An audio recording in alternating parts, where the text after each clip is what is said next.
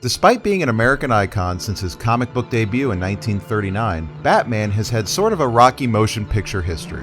He's had his ups. I'm Batman. He's had his downs. I freeze. I'm Batman. Batman's history on film modestly began with two extremely low-budget movie serials during the 1940s, where he was joined by his trusted sidekick Robin, the Boy Wonder. These movie serials aren't for everyone, and probably only the die-hard Batman fans would maybe get a kick out of them. The first serial, filmed during the height of World War II, showcased an evil Japanese villain named Dr. Daka, played by Caucasian actor J. Carrol Naish in makeup. The film's dialogue was heavily laced with anti-Japanese slurs, which provides today's viewers with a historically interesting, yet dated, and at times flagrant glimpse at the hostility we felt towards the Japanese people at the time. It's funny watching the first of these two serials with the young actor Douglas Croft, who plays Robin, is obviously replaced by a much older man during the film's stunts and fight scenes. I'm sure this is what led filmmakers to hire a noticeably older actor, Johnny Duncan, to play Robin in the second movie serial. The 1960s brought the debuts of both the colorfully campy smash hit Batman TV series and the Batman theatrical film, starring Adam West and Burt Ward.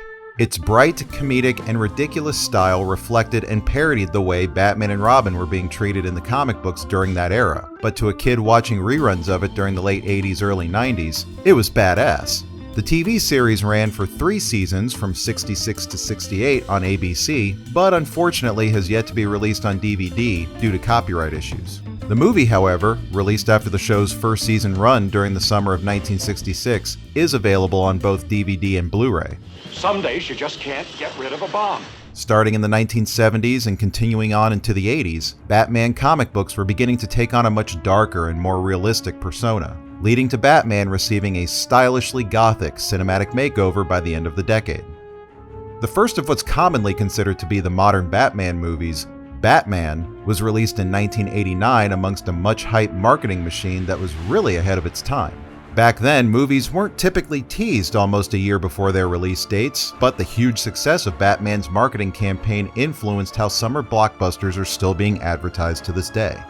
The Batman merchandising sales were through the roof. Where does he get those wonderful toys? And after early screenings of the film's theatrical trailer, audiences were clamoring to see director Tim Burton's vision of Gotham City, starring Michael Keaton in a then controversial turn as the Dark Knight and Jack Nicholson as his nemesis, the Joker. Boo! The movie was a runaway hit and spawned 3 sequels. Batman Returns was released in 1992, with Michael Keaton returning as Batman, Danny DeVito portraying the Penguin, and Michelle Pfeiffer as Catwoman. Meow. Batman Returns brought the Caped Crusader into an even darker and stranger world than the already grim original film.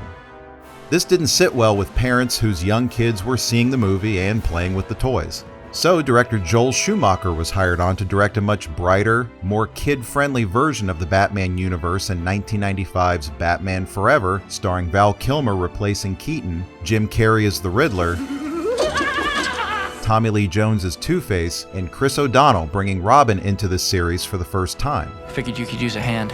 Proving to be another box office smash, the lighter direction the series took eventually led to the much reviled Batman and Robin in 1997 with Joel Schumacher once again directing. This 90-minute toy commercial starred George Clooney as Batman, Chris O'Donnell returning as Robin, Arnold Schwarzenegger as Mr. Freeze, Uma Thurman as Poison Ivy, and Alicia Silverstone committing career suicide as Batgirl.